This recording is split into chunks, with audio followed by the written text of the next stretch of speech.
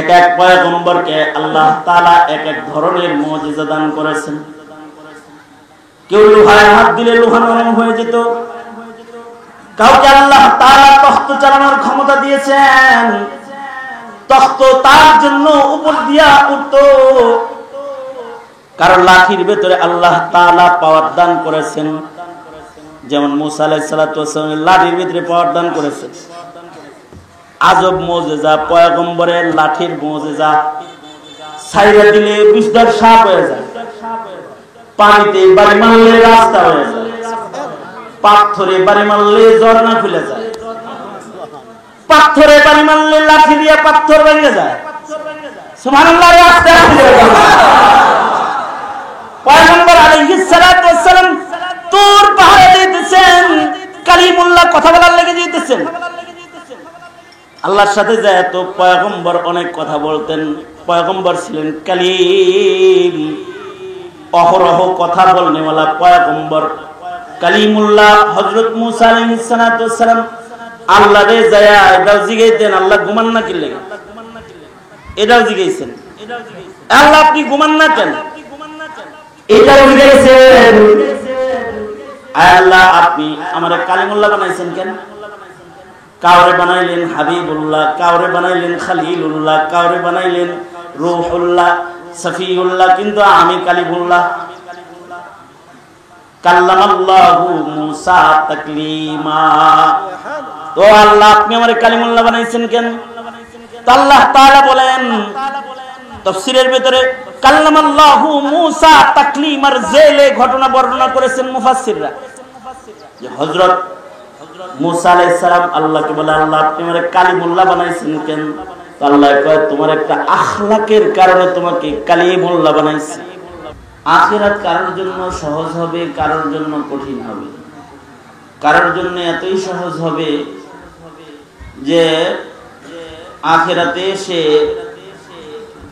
এত আসানির সাথে জান্নাতে পৌঁছে যাবে যে জান্নাতে পৌঁছা পর্যন্ত কেমনে পৌঁছলো, এত সহজ কিভাবে হইল, কোনো কঠিনতা তার উপলব্ধি হবে না। আবার কারোর জন্য এত কঠিন হবে যে ময়দানে মাহশারে সে চিৎকার করে বলতে থাকবে, ওগো আল্লাহ আপনি আমাকে এই কষ্টের থেকে মুক্তি দেন, আমাকে আবার দুনিয়াতে পাঠান, আমি আমার নিজের মর্জি মতো একটি কাজও করব না, আপনার মর্জি মতো চলে আখিরাতের উপযুক্ত হয়ে তারপরে আবার আসবো। কিন্তু আল্লাহর রাসূল বলেন এই সকল আহাজারি যারা করবে আর আল্লাহর কাছে দ্বিতীয়বার হায়াত চাইবে, তাদেরকে কি দ্বিতীয়বার হায়াত দেওয়া হবে? জোরে আওয়াজ করে বলেন দেওয়া হবে? দুনো হাত উপরে তুলেন তো, নাড়াচাড়া দেন তো, এক হাত নামান, আবার দুনো হাত তোলেন, দুনো হাত নামান। শুনতেছেন তো, বোঝা যায়। এই যেমন আমার কথা, আমি এই হাত নাড়াচাড়া দিয়ে আপনাদেরকে চেক করলাম যে আপনাদের কানে সব জায়গায় মাইকের আওয়াজ পৌঁছে কিনা, নাকি আন্দাজে মান্দাজে তালে তালে নাড়াইছেন, কোনটা শুনে নাড়াইছেন? তো মুহতারাম হাজিরিন, আখিরাত কারোর জন্য কঠিন হবে। আখিরাতটা আসলে সহজ না, কঠিনই। আখিরাতের বিচার দিবস যেটা ইয়াউমুল হাসর, হাসর নাসর, বরজখ, কবর জগৎ সহজ না, এগুলো কঠিন। এই কারণে আল্লাহ তাআলা আখিরাতকে ভয় করতে বলেছেন যে তোমরা আখিরাতকে ভয় করো। আল্লাহকে যেমন ভয় করতে হয়, আখিরাতের ভয়ঙ্কর পরিস্থিতিকেও ভয় করতে হয়। ওয়াত্তাকু ইয়াওমান তুরজাউনা ফীহি ইলাল্লাহ। আল্লাহ বলেন তোমরা ভয় করো যেদিন তোমরা আল্লাহর কাছে প্রত্যাবর্তন করবে, অর্থাৎ আখিরাতে। আবার আল্লাহ তাআলা কবর জগতের ব্যাপারে ভয় করার জন্য নির্দেশ করেছেন, কারণ বরজখ বড় ভয়ঙ্কর জায়গা। বরজখের ভেতরে কারোর জন্য খুব কঠিন, আবার কারোর জন্য অনেক সহজ। আল্লাহর রাসূল বলেছেন বরজখ কবরটা কারোর জন্য জান্নাত হবে, কারোর জন্য দোজখের খণ্ড হবে। যাদের জন্য বর্জক কবর জান্নাত হবে, তাদের কবর জগৎ সহজ হবে। যাদের জন্য বর্জকের জগৎ জাহান্নাম হবে, তাদের বর্জক বড় কঠিন হবে। কেউ কেউ বর্জকে শুধু কান্দে, কবরেও কেউ কেউ কান্দে, আহাজারি করে, চিৎকার করে। তার চিৎকার, আত্মচিৎকার কেউ শুনে না, ইসরাফিলের বাঁশি পর্যন্ত কেউ শুনবেও না। আবার হাদিসে আছে কেউ কেউ আছে বর্জকের তিলাওয়াত করে, তিরমিজির হাদিসে আছে বর্জকে ইবাদত করে, বুখারী শরীফে আছে নামাজ পড়ে। যেমন মুসা আলাইহিস সালাতু ওয়াস সালাম যখন আল্লাহর রাসূল মিরাজে যাইতেছিলেন, আল্লাহর রাসূল সাল্লাল্লাহু আলাইহি ওয়াসাল্লাম রাস্তায় যাওয়ার সময় দেখলেন মসজিদুল আকসায় যাওয়ার পথে একটা টিলার পাশে, আহমার টিলা, এটার পাশে একটা কবর। এই কবরের ভিতরে মুসা আলাইহিস সালাতু ওয়াস সালাম দাঁড়ায় দাঁড়ায় নামাজ পড়তেছে। পয়গম্বররা কবরে নামাজ পড়ে, বুজুর্গরা কবরে নামাজ পড়ে। কিলা বাযুম মিনাল উলামা, কোন উলামায়ে কেরাম বলেন বর্জক থেকে কেউ কেউ তওয়াফ করতেও আসে, বর্জক থেকে বেরিয়ে আসে তওয়াফ করার জন্য। তারা যেহেতু আলাদা জগতের মানুষ, তাদেরকে কেউ দেখে না, তারা ইবাদত করে, তারা জিক্র আজকারও করে। যাদের বর্জকটা সুন্দর হয় তাদের বর্জক এরকম খুব সহজ হয়। কেউ আছে আরামে বর্জকে কবরে নিদ্রা যায়, ঘুম যায়। মায়ের কোলে যেমন ঘুমায়, তারা আল্লাহর কোলে এরকম ঘুমাইতে থাকে, রহমতের বিছানায় ঘুমাইতে থাকে। ইসরাফিলের বাঁশিতে তাদের ঘুম ভেঙে যাবে, তারা আল্লাহর আদালতে দাঁড়ায় যাবে। কত সহজ। আবার কারোর জন্য বর্জক কঠিন। কবরের দুই পাশের মাটি কাউকে কাউকে চাপ দিবে। গুনাহগার যখন কবরে যায় তো গুনাহগারকে কবরের মাটি চাপ দেয়, দুই পাশ থেকে কবরের মাটি চাপ দেয়। কারোর কারোর কবরের ভেতরে আগুন ধরে যায়, কারোর কারোর কবরের ভেতরে বিষাক্ত সাপ ঢুকে যায়। আল্লাহর রাসূল সাল্লাল্লাহু আলাইহি ওয়াসাল্লাম বলেন, কবরের ভেতরে এত বিষাক্ত বিষাক্ত সাপ আছে, এই সাপগুলো এত বিষাক্ত সাপ, এই সাপগুলো যদি জমিনের উপরে মাথা তুইলা, এই বিষাক্ত সাপের একটা শ্বাস, তার একটা নিঃশ্বাস যদি জমিনের উপরে তারা ছাড়তো, তাহলে এই বিষাক্ত সাপের শ্বাসে সারা পৃথিবীর অক্সিজেন গুলো বিষাক্ত হয়ে যেত, সারা দুনিয়া বিষাক্ত হয়ে যেত এবং সারা পৃথিবীর মানুষ এই বিষাক্ত আবহাওয়ায় একসাথে মৃত্যুবরণ করত। এত ভয়ঙ্কর সাপ বর্জকে আছে। যার কবরে এইরকম একটা ভয়ঙ্কর সাপ ঢুকে যাবে, তার কবরটা কি সহজ হবে না কঠিন হবে? বলেন আওয়াজ করে, সহজ হবে না কঠিন হবে? কঠিন হবে। কারোর কারোর কবরের ভিতরে আগুন ধরে যাবে, আগুন, কবরটায় আগুনের একটা চুলা হয়ে যাবে। হুফরাতুম মিন হুফারিন নার, আল্লাহর রাসূল বলেছেন কারোর কারোর কবর হবে আগুনের খণ্ড। আল্লাহর রাসূল অপর হাদিসে বলেন, কবরের আগুনের ভেতরে এমন গর্জন আছে আর ভয়ঙ্কর এমন অবস্থা কবরের আগুনে, কবরের আযাবের অবস্থা এত ভয়ঙ্কর। আল্লাহর রাসূল বলেন, যদি কবরের কপাট জানালা খুইলা আল্লাহ তাআলা পৃথিবীর সব মানুষদেরকে কবরের আগুন আর গর্জন আযাব যদি একবার দেখাইতো, তাহলে সাকালাইনের কোন ইনসু জিন এমন একজনও পাওয়া যাইতো না যে আল্লাহর নাফরমান। এরকম একটা ইনসু জিন সাকালাইনের ভেতরে খুঁজে পাওয়া যেত না। যদি খালি কবরের দরওয়াজাটা খুইলা কবরের আগুন দেখা যায়, যার কবরে আগুন ধরবে তার কবরটা কি সহজ হবে না কঠিন হবে? কেউ কেউ ময়দানে মাহশারে আধার সূর্যের নিচে দাঁড়িয়ে চিৎকার করবে আর আগুনের তাপে তার মাথার মগজ গড়ায় গড়ায় করতে থাকবে, জিহ্বা ঝুলা নাভি বরাবর পড়ে যাবে। এমন কঠিন অবস্থায় যে হাসরে দাঁড়াবে, বলুন তো তার হাসর সহজ হবে না কঠিন হবে? এ কারণে আল্লাহ বলেন ওয়াত্তাকু ইয়াওমান তুরজাউনা ফীহি ইলাল্লাহ, ওই দিনকে তোমরা ডরো যেদিন বড় ভয়ঙ্কর দিন, যে দিবসে তোমাদেরকে আল্লাহর আদালতে দাঁড়াইতে হবে। আল্লাহ পাক জালাল আর কাহার রূপ নিয়ে বিচার করতে বলবেন। আল্লাহ পাকের জালাল বর্ণনা করতে গিয়ে আল্লাহর রাসূল বলেন, আল্লাহর জালাল দেখা পৃথিবীর সব পয়গম্বররা পর্যন্ত মাথা নিচের দিকে দিয়ে দাঁড়ায় থাকবে, মাথা ওঠানোর হিম্মত কেউ করবে না। পরিবেশটা সহজ না কঠিন হবে? তাহলে ওই দিবসের ভয় আল্লাহ তাআলা করতে বলেছেন যে ওই দিনকে তোমরা ভয় করো, যেদিন আল্লাহর কাছে যাবে, যেদিন তোমাদের বিচার হবে, যেদিন তোমরা একলা কবর ভরে যাবে। সব ভয় দিলে রাখতে হয়। এই ভয়গুলো যাদের ভালো হয় তাদের ঈমান ভালো হয়, এই ভয়গুলো যাদের বেশি হয় তাদের ওয়াজ শোনার নসিব হয়, নামাজ পড়ার নসিব হয়, তেলাওয়াত করার সুযোগ হয়, জিকির করার সুযোগ হয়, আল্লাহর কাজ আল্লাহর পছন্দের আমলগুলো করার সৌভাগ্য তাদের অর্জন হয়।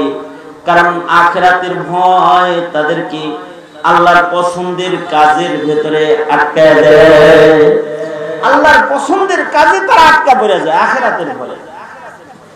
ইমাম ফখরুদ্দিন রাজি রহমতুল্লাহ আলাইহি নিজেই যখন আখিরাতের ভয়ের এই বিষয়গুলো তাফসীর লিখতেছিলেন, তো ওনার জীবনে এমন হয়েছে যে উনি নিজে আখিরাতের দিবসের ভীতি সম্পর্কে ব্যাখ্যা বিশ্লেষণ তাফসীরে লিখতে যায়। উনি নিজেই এত ভীত হয়েছেন, এত ভয় পাইছেন যে শেষ বেলায় মানুষের সাথে কথা বন্ধ করে দিয়েছে। কারোর সাথে কথা কয় না, খায় না, খাওয়ার সাহস পায় না, ঘরের ভেতরে অজ্ঞান হয়ে যেতেছে বারবার আখিরাতের ভয়ে। হায় আমি কবরে কেমনে থাকবো, হায় আমি হাসরে কেমনে দাঁড়াবো, আল্লাহর আদালতে কিভাবে আমি দাঁড়াবো, এইরকম এক অবস্থা ওনার হয়েছে। আল্লাহ তাআলা বান্দাকে খালি ভয়ই দেখান নাই, এ কারণে নবীদের দুইটা সিফাত, নবীরা নাজির, নবীরা বাশীর। নবীরা কি? নাজির, নবীরা বাশীর। এ কারণে উম্মতের উলামায়ে কেরাম নাজির, উম্মতের উলামায়ে কেরাম বাশীর। আলেমরা মানুষরা আখিরাতের ভয় দেখায়, আবার আলেমরা মানুষদেরকে আল্লাহর রহমতের চৌকাঠ দেখায়, জান্নাত দেখায়, আল্লাহর দিদারের রাস্তা দেখায়। আল্লাহু আকবার। কবরের ভয় যেমন দেখায়, জান্নাতের চৌকাঠও এরকম দেখায়। দোজখের আগুন যেমন দেখায়, জান্নাতের নাজার নিয়ামতও এরকম দেখায়। ইমাম ফখরুদ্দিন রাজি রহমতুল্লাহ আলাইহি যখন এই আখিরাতের তাফসীর লিখতেছেন, নিজে আখিরাত লিখতে যায়, পড়তে যায়, নিজে অজ্ঞান হয়ে গেছে, এবার কারোর সাথে কথা বলতে পারতেছে না। তো আল্লাহ তাআলা আল্লাহর এই পেয়ারাকে খুশি আনার জন্য, স্বাভাবিক অবস্থায় আনার জন্য আল্লাহ তাআলা আল্লাহর পক্ষ থেকে সাধারণ ভিক্ষুক বেশি এক কুতুবকে ঘরের দরজায় পাঠিয়ে দিয়েছে। কলমদার বলছে, কলমদার যে দেখে দেখে কথা কয়, এরকম একজন বড় উঁচু পায়ার এক বুজুর্গ চলে আইছে। তো ঘরের লোকদের কি বলে, ভেতরে কি হয়েছে, কয়েকজন অজ্ঞান হয়েছে, তারা আমার কাছে নিয়ে আসো, পড়ে রয়েছে, ডাক দাও, ডাক দিয়ে বলো তোমাকে বাইরে একজন ডাকে। ইমাম ফখরুদ্দিন রাজি রহমতুল্লাহ আলাইহি ওনাকে ডেকে বাইরে আনছে, তো বুজুর্গ আল্লাহর পেয়ারা ওনাকে বলতেছেন তাফসীরের মাধ্যমে অপরকে তুমি সুখবর দিবা, দুঃসংবাদ দিবা, আখিরাতের ভয় দেখাইবা, আল্লাহ পাওয়ার পথ দেখাইবা, নিজেই দেখি বেগতিক হয়ে গেছো গা। এত টেনশনে পড়ছো কেন?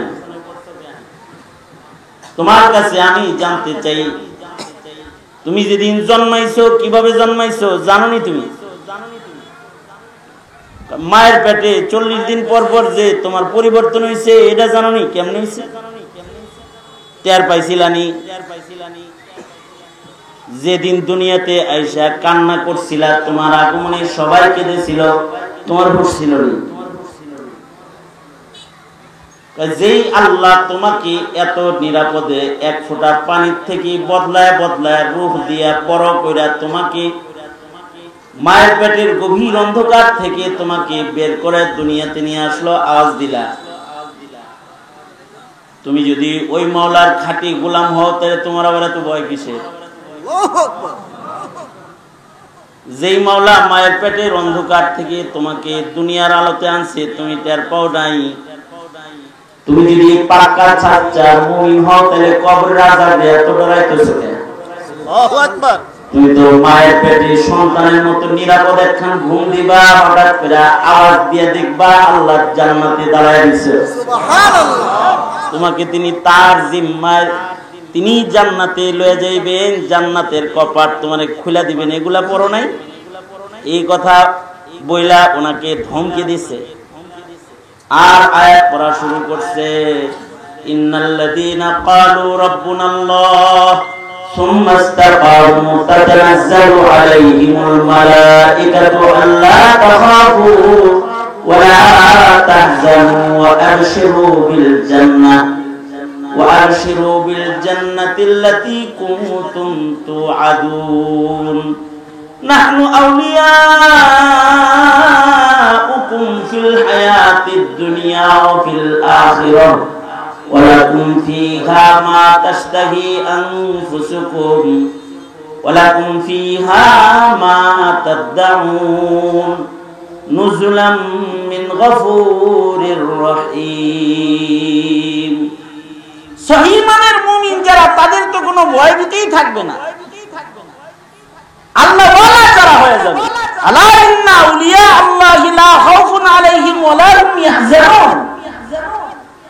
এই পৃথিবীর মাটির উপরে যত মানুষ আসতেছে সব মানুষের উপরে জরুরি হলো সবাই আল্লাহ ওয়ালা হয়ে যাবে।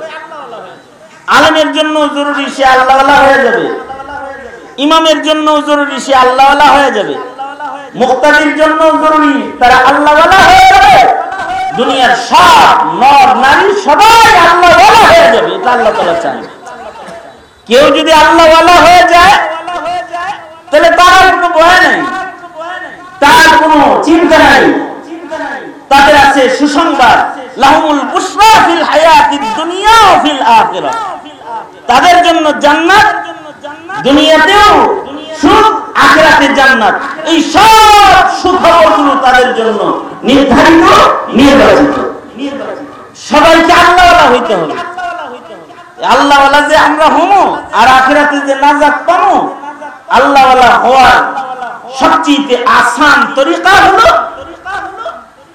নবীজির সুন্নতের সাথে নিজেকে মিলায় দেওয়া। একটা মানুষ যদি নবীর সুন্নতের সাথে নিজেকে মিলায় তাহলে সে আল্লাহওয়ালা হয়ে যায়। আল্লাহওয়ালা কোনো কারামতির নাম না, অলৌকিক বস্তু দেখানোর নাম না। আল্লাহওয়ালা হলো নবীর ইত্তিবার নাম।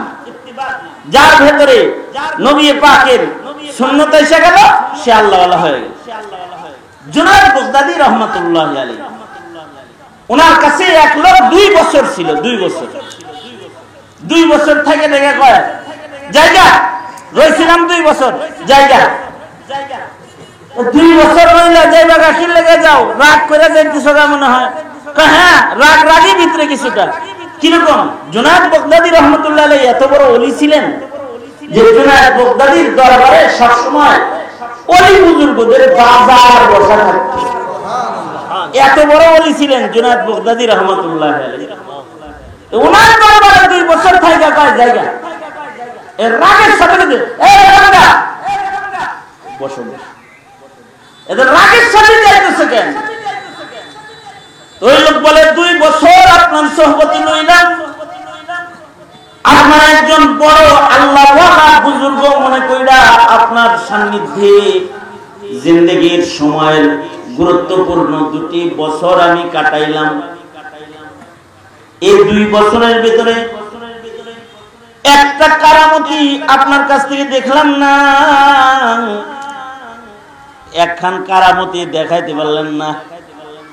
2 বছরের ভেতরে যদি একটা কারামতি দেখতাম না, তাইলে ভাবতাম যে আপনি একখান বুজুর্গ। 2টা বছর আপনার দরবারে পড়ে রইলাম, কোন কারামতি আপনার ভেতরে পাই নাই, কোন কারামতি আপনার দরবারে থাইকা দেখি নাই, এই জন্য মন খারাপ করে যাইতে গেছে।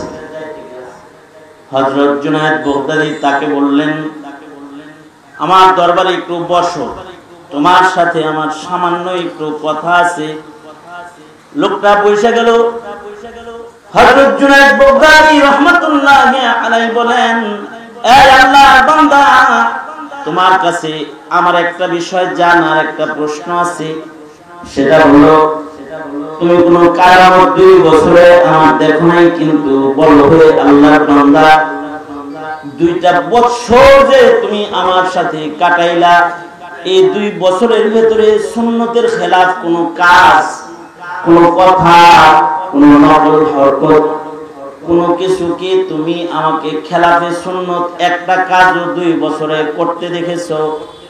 লোকটা কিছু সময় ধ্যান করে বলে, হ্যাঁ ও আল্লাহর পেয়ারা, আপনার কোন কারামত আমি দেখি নাই, কিন্তু আপনার ভিতরে এই 2 বছরের সহবতে আপনাকে আমি খেলাফে সুন্নাত, সুন্নতের খেলাফ একটা কাজও আমি 2 বছরের ভিতরে আপনাকে করতে দেখিনি। এই সুন্নতের ইত্তেবাকে কি তুমি কারামত মনে করো না? সুন্নতের আমলগুলো এক একটা কারামত। যার ভিতরে সুন্নত আছে তার ভিতরে সবচেয়ে বড় কারামতি আছে। যার ভিতরে নবীর ইত্তেবা আছে তার সাথে আল্লাহর সবচেয়ে বেশি ভালোবাসা আছে। কুল ইন কুনতুম তুহিব্বুনাল্লাহা ফাত্তাবিউনি ইউহিব্বুকুমুল্লাহ ওয়া ইয়াগফির লাকুম যুনুবাকুম ওয়াল্লাহু গফুরুর রহিম। নবীর সুন্নাত যার ভিতরে আছে তার ভিতরে ওয়ালায়াত আছে, তার সাথে আল্লাহর সবচেয়ে বেশি ভালোবাসা আছে। আল্লাহ বলেন, বন্ধু আপনি বলে দেন, তারা যদি আল্লাহকে ভালোবাসতে চায় তারা যেন আপনার ইত্তেবা করে। যারা আপনার ইত্তেবাকারী হয়ে যাবে তাদেরকে আমি আল্লাহ মাফ করে দিব, তাদেরকে আমি আল্লাহ পুরস্কার দিব, আমি তাদের উপরে দয়া করব, তাদেরকে আমি নিজ জিম্মায় ভালোবাসবো। সুন্নতের ইত্তেবাকারী হলে ভালোবাসবে। সুন্নতটা হলো সবচেয়ে বড় কারামত। নবীর সুন্নতের ইত্তেবা করার আকর্ষণ উম্মতের ভেতরে ততক্ষণ পর্যন্ত পয়দা হবে না যতক্ষণ পর্যন্ত নবীকে সে না চিনবে। তার নবীকে সে নিজেই চিনে না। তো নবীর সুন্নতের ইত্তেবা তার ভেতরে, ভালোবাসা তার ভেতরে আসবে না। সঙ্গত কারণে আমাদের মুসলিম মিল্লাতকে নবীর পরিচয় থেকে দূরে সরানোর চক্রান্ত করতেছে জাহিলরা, ইসলামের দুশমনরা। আমাদের সন্তানদেরকে আমাদের নবী সম্পর্কে জানার সুযোগ দেয় না। সঙ্গত কারণে আমাদের সন্তানরা নবীর ইজ্জত আজমতের জায়গায় বেয়াদবি করে ফেলে, নাস্তিক হয়ে যায়, আসামনের গ্রুপের সদস্য হয়ে যায়। নবীরে চিনে না, যে নবীরে চিনে না বিদায় নবীকে ইজ্জত করাও জানে।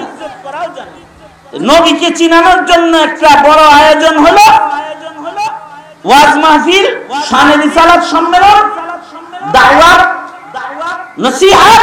এগুলোর মাধ্যমে মিল্লাতের কাছে তার রাসূলকে তুলে ধরা হয়। রাসূলকে যত তুলে ধরা হয় রাসূলকে তত চিনতে পায়, আর রাসূলকে যত চিনতে পায় তত রাসূলের ইত্তিবা করার ভাগ্য সৌভাগ্য তার হয়ে যায়। রাসূলের সাথে তার ভালোবাসা মহব্বত যত বেড়ে যায় তার ইমানি শক্তি তত বেড়ে যায়। আর নবীর ভালোবাসা যত কমে ঈমান তত কমে। নবীজির সাথে ভালোবাসা কারণ নষ্ট হয়ে যায় তো সে বেঈমান হয়ে কবরে চলে যায়, বেঈমান হয়ে কবরে চলে যায়। আমাদের সমাজের 90% মুসলমানের জন্ম হলো মুসলমানের ঘরে, কিন্তু এই 90% মুসলমানের একটা বড় পার্সেন্টটা আমি উচ্চারণ করে আপনাদেরকে ভীতির জায়গায় নিতে চাই না, তবে একটা বড় পার্সেন্ট এমন আছে যারা রাসূল না চিনার কারণে এরা বেঈমান হয়ে কবরে যায়, নাস্তিক হয়ে কবরে যায়, মুরতাদ হয়ে কবরে যায়। শুধু তাদের কাছে তাদের নবীর পরিচয় নেই। এরা নেতা চিনে, কাকা চিনে, মেসি চিনে, আরো কি কি আছে না, নেইমার চিনে, গায়ক চিনে, গায়িকা চিনে, খেলোয়াড় চিনে, কিন্তু এরা নবী চিনে না, রাসূল চিনে না, তার একজন পয়গম্বর আছে তাকে চিনে না। তারা দলের আদর্শ জানে, ধর্মের আদর্শ জানে না, নেতার গুণ জানে, নবীর পরিচয় জানে না। বড় পার্সেন্ট এরা শুধু না জানার কারণে মূর্খতার সবলে তাদের ঈমান নষ্ট হয়ে যায়। সঙ্গত কারণে আল্লাহর রাসূলের আলোচনাকে আল্লাহ তাআলা সর্বোচ্চ করেছেন।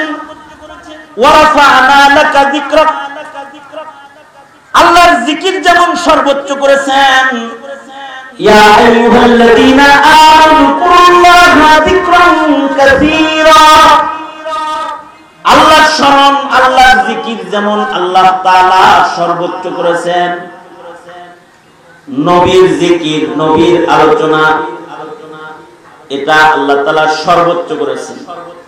ওয়ারাফা'না লাকা যিকরাক, ১৫০০ বছর আগে আমাদের নবী আসছে দুনিয়ায়।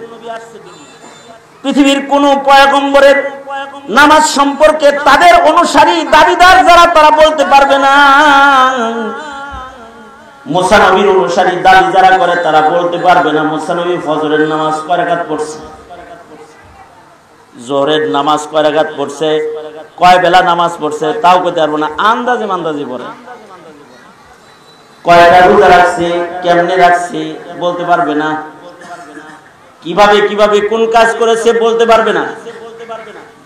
পৃথিবীর কোন পয়গম্বরের সিরাত সংরক্ষিত নাই, কারণ কোন পয়গম্বরের জিকিরকে আল্লাহ তাআলা মুজিজা বানায় নাই, ইবাদত বানায় নাই।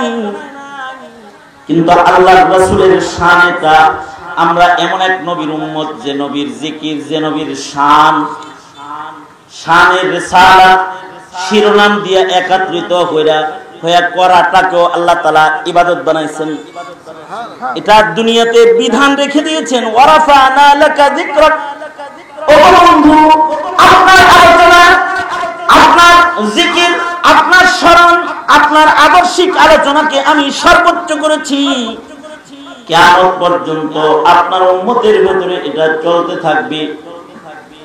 নবী কি কিয়ামত পর্যন্ত মানুষ বুঝতে থাকবে, জানতে থাকবে নবী দেখতে কেমন ছিল, নবীর জন্মের সময় কি হয়েছিল, নবীজি শৈশব কৈশোর কেমন কাটিয়েছিল, নবীজির যৌবনকাল কেমন ছিল, ওহী নবীর কাছে পৌঁছার আগে নবী কেমন ছিল, নবীজির কাছে ওহী আসার আগে নবী কেমন ছিল, ওহী এসে যাওয়ার পরে নবী কেমন ছিল, নবীর চরিত্র কেমন ছিল, নবীর মক্কি জীবন কেমন ছিল, নবীর মাদানী জীবন কেমন ছিল,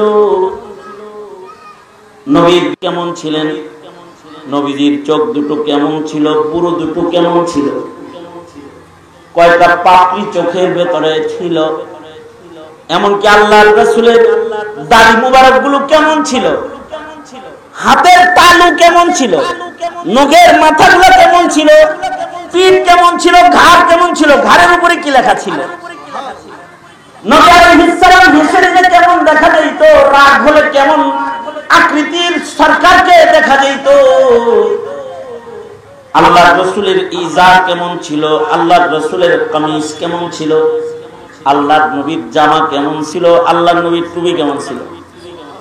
আল্লাহর নবীর খাওয়া কেমন ছিল, আল্লাহর নবীর ইস্তিনজা করা কেমন ছিল, আল্লাহর রাসূল সাল্লাল্লাহু আলাইহি ওয়াসাল্লামের শৈশব জীবন কেমন ছিল, যৌবন কেমন ছিল, বৈবাহিক জীবন কেমন ছিল, পিতা হিসাবে তিনি কেমন ছিলেন, নেতা হিসাবে তিনি কেমন ছিলেন, দেশ বিজেতা হিসেবে তিনি কেমন ছিলেন, সন্ধিপত্রের স্বাক্ষরের নেতৃত্ব দিতে তিনি কেমন ছিলেন, তিনি ইমামতির মুসল্লায় কেমন ছিলেন, তরবারি হাতে ময়দানের জঙ্গে তিনি কেমন ছিলেন, একটা বৃদ্ধা অবলা সবলা দুর্বল নারীর সামনে মুহাম্মদুর রাসূলুল্লাহ সাল্লাল্লাহু আলাইহি ওয়াসাল্লামের তাওয়াদু ইনকিসার কেমন ছিল, কায়সার আর কিসরার রাজত্ব যখন তখন পৃথিবীর সকল সম্রাটদের সামনে আল্লাহর রাসূলের ঈমানি চেতনা কেমন ছিল, যখন যুদ্ধের ময়দানে সবাই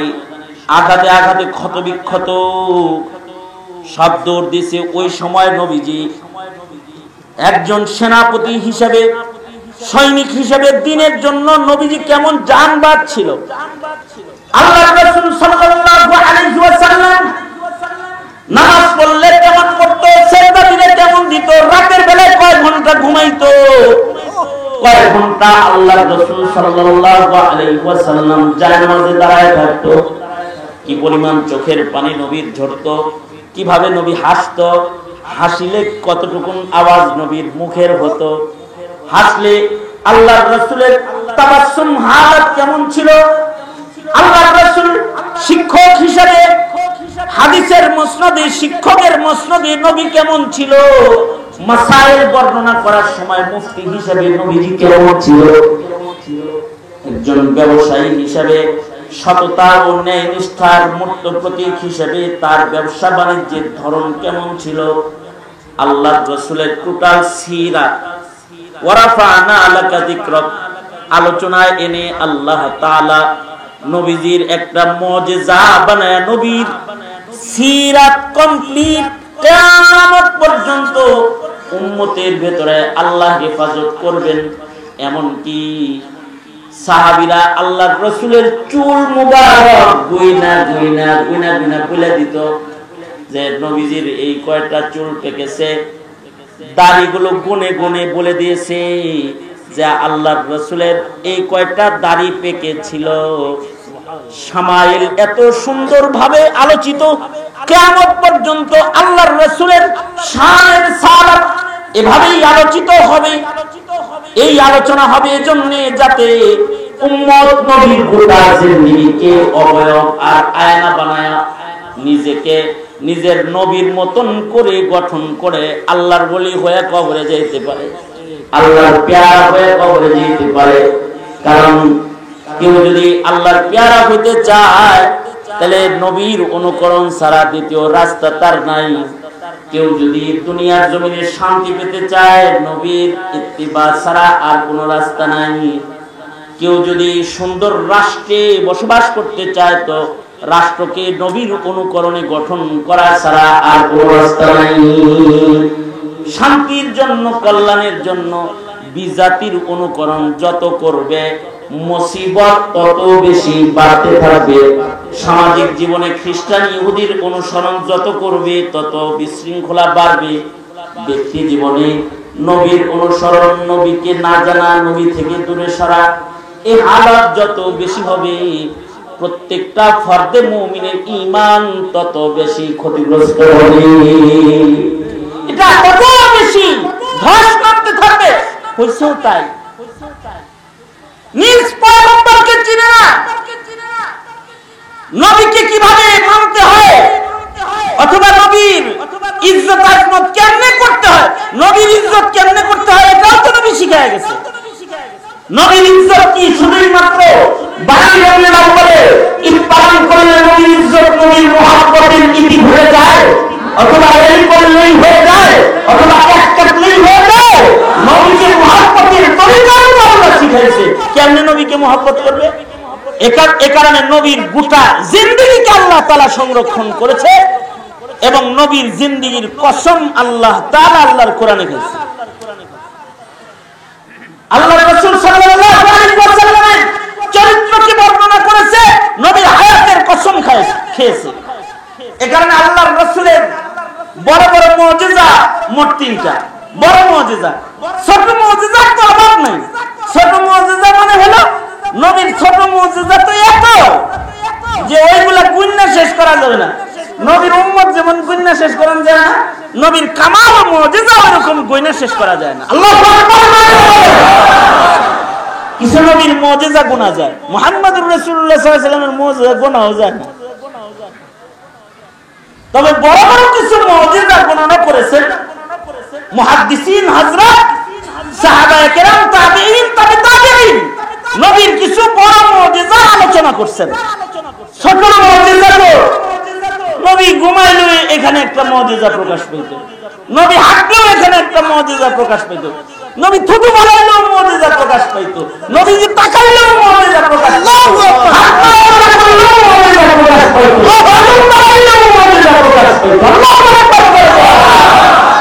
উম্মত যেমন গোনা যায় না, নবীর কামালও এরকম গোনা যায় না। ময়দানে মাহশারেতে এমন উম্মত দাঁড়াবে, এমন নবী দাঁড়াবে যে নবীর একজন উম্মত নেই। কিছু নবী এমন দাঁড়াবে ময়দানে মাহশারে, কিছু নবী এমন দাঁড়াবে যাদের উম্মত গোনা যাবে। হের উম্মত মনে করেন 16টা। টোটাল নবী জীবনে উম্মত কয়টা? 16টা। কোন নবীর উম্মত গণনা করা যাবে যে 30টা, কোন নবীর উম্মত গণনা করবে 70টা। আবার কোন নবী এমন দাঁড়াবে যার উম্মতি নাই, উনি নিজে একলা, এরকম দাঁড়াবে। আবার আমার এই বর্ণনা শোনার পরে অনেকে ভাবতে পারেন যেই নবীর উম্মত নাই তাহলে তার মনে হয় কোনো দাম নাই। পৃথিবীর সব উম্মতের মর্যাদা, সব সিদ্দিকের মর্যাদা একত্রিত করলেও ওই নবী যে নবীর উম্মত ছাড়া দাঁড়াবে হাসরের ময়দানে, সেই নবীর মর্যাদার ধারে কাছে কেউ পৌঁছতে পারবে না। সব মিলায়ে পৌঁছতে পারবে। উম্মত যে তার নাই, এটা নবীর গাফলাত না, এটা হলো উম্মতের ব্যর্থতা। উম্মতের ব্যর্থতা যে তারা নিজের নবীকে চিনে নাই। নবী না চিনা যেমন ব্যর্থতা, এখন আর নবীর জামানা, এখন নবীর জামানা, নাইবে নবীর জামানা। নবীর না চিনার কারণে যেমন বহু জাতি ব্যর্থ হয়েছে, উম্মত হতে পারে নাই। নবী না চিনার কারণে বহু জাতি ব্যর্থ হবে, ইমানদার হতে পারে না। এটা এই আলেমের ব্যর্থতা না, ওই ওলির ব্যর্থতা না, তার আমলের কমজোরি না, উম্মতের কমজোরি। নবীর আমলের কোনো কমজোরি নাই। নবী তো নবী, নবীকে তো আল্লাহ তাআলা আলাদা সম্মান করেছে। হাসরের ময়দানে বিনা হিসাব যারা জান্নাতে যাবে তাদের 1 নাম্বার হবে নবীগণ। মাগরিব কয়টায় জানো? 42 চালাকি করে টাইম মতো বইছি, সহজে বিদায় নেওয়া যাবে আলহামদুলিল্লাহ। সময় যেহেতু সংক্ষেপ, চটি কয়েকটা কথা, আসলে কথা তো বেশি লাগে না। যারা মুসলমান, যারা আমলমন্দ, তাদের জন্য ইশারা নসিহত হয়ে যায়। লিল আকলি তাকফিহি ইশা। আর যে বুঝে না, এর ওয়াজ বাচ্চা খাওয়াইলেও বুঝে না। কথা বলেন না, বাবা করে বলেন না, তার বাচ্চা খাওয়াইলেও বুঝবো না। আর যে বুঝার মতো, তাকে ঘন্টার পর ঘন্টা বলা লাগে না। অল্প কথায় তার বন্ধ হৃদয়ের তালা খুলে যায়, বন্ধ হৃদয়ের তালা খুলে যাবে অল্প কথায়। তো আমি এই কথাটা একটা গুরুত্বপূর্ণ কথা, যে কোন নবী এমন দাঁড়াবে যে নবীর কোন উম্মতি নাই, এটা নবীর ব্যর্থতা না, এটা হলো ওই উম্মতের ব্যর্থতা। কথা বলেন ঠিক না? ঠিক বলেন। এই বর্তমান জমানায় বহু আলেমকে কেউ বলবে জঙ্গি, আলেমকে বলবে তার চরিত্রে দোষ আছে, আলেমকে বলবে যে তার বুজুর্গি ঠিক নাই, তার নামাজ ঠিক নাই, এটা ঠিক নাই, দৌড় ধরতে থাকবে। এটা আলেমের কমজোরি না, আলেম তার জায়গায় ঠিকই আছে। চোখ যখন নষ্ট হয়ে যায়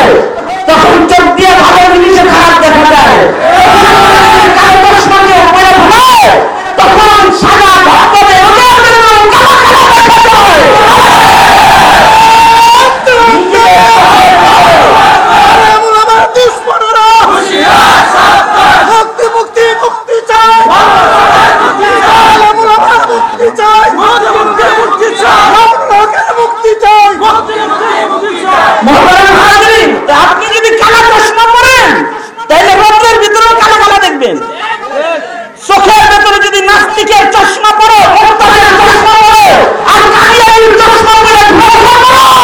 মৌলবীকে মৌলবী লাগবে না, কাদিয়ানি লাগবে। ওইটাকে মনে হবে যে সুন্নাত থেকে দূরে, আমল থেকে দূরে। তুমি কবর থেকে উঠাইতে পারবো এখন কাউরে? জিন্দা যারা এদের ভেতরে চিন্না বুজ্জা শূন্য কিন্না মার্কেটিং করে তোমার ইমানকে হেফাজত করতে হবে। তোমার ময়দানে মাহশারে তো অনেকে দাঁড়াবে, তার উন্নতি নাই। অনেক নবী তারা দুনিয়াতে মুজিজা পাইছিল কম, কিন্তু আমার নবী তো শামওয়ালা নবী। আমার নবী কিন্তু মুজিজা একটা দুইটা দেয় নাই। আল্লাহ রাসূল বলেন ময়দানে মাহশারে আমি আমার উম্মত নিয়ে ফখর করব। আমার উম্মতের ৭০,০০০ বিনা হিসাব আল্লাহর জান্নাতে এক ধাপে যাবে, যাদের এক একজনের সাথে ৭০,০০০ জান্নাতি চলে যাবে একজন উম্মতের সাথে।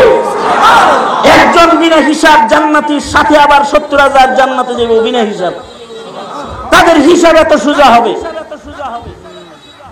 এই উম্মতের ভেতরে এই শান আল্লাহ তাআলা যেমন দিয়েছেন, ওই রকম নবীকেও তো আল্লাহ তাআলা অনেক উঁচু শান দান করেছে। এ কারণে কোন নবীর মুজিজা গণন যায়,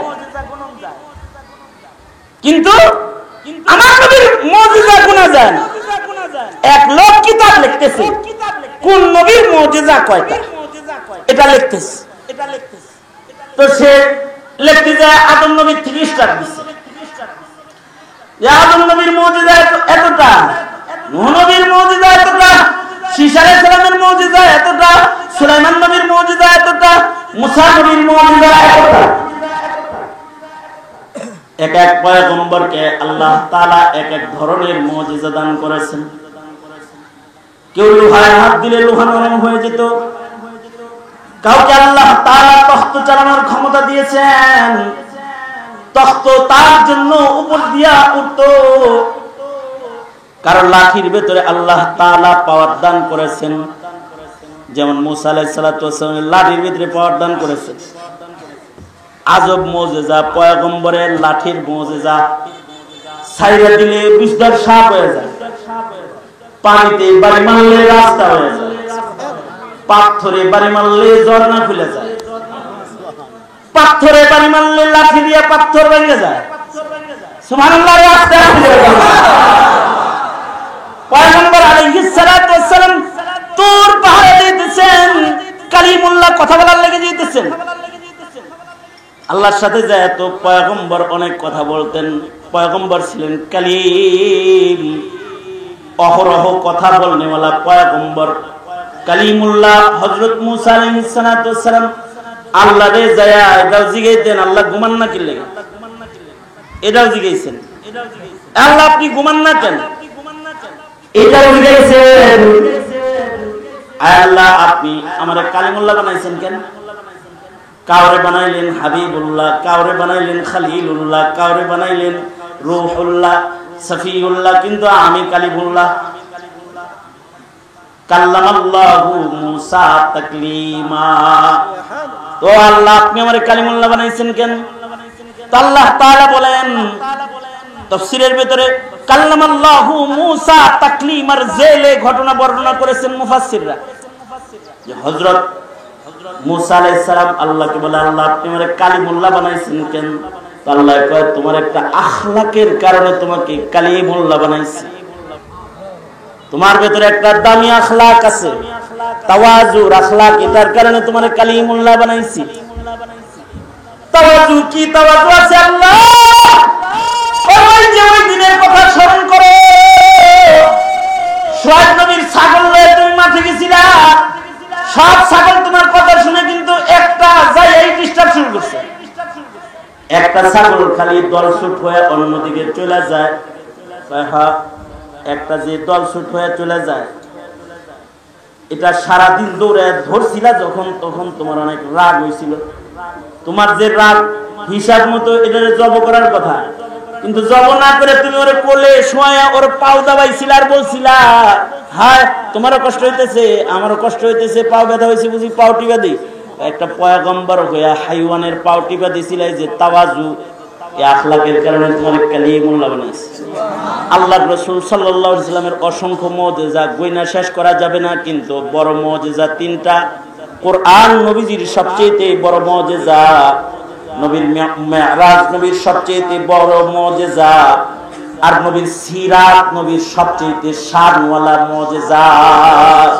নবীর সিরাত এটা মুজিজা। আর এইগুলো শেখানো হয় মাদ্রাসায়। মাদ্রাসা লাগবে না তাহলে আলোচনা করা হয় মাহফিলে, মাহফিল লাগবে না তাহলে দাওয়াত তাবলীগ লাগবে না তাহলে বসে বসে এক মিনিট নবীর সিরাত সংরক্ষিত থাক, নবীর সিরাত পড়াশোনায় থাক, নবীর সিরাত আলোচনায় থাক, নবীর সিরাত নবীর কোরআন সংরক্ষিত হোক, চাই না? কার আছে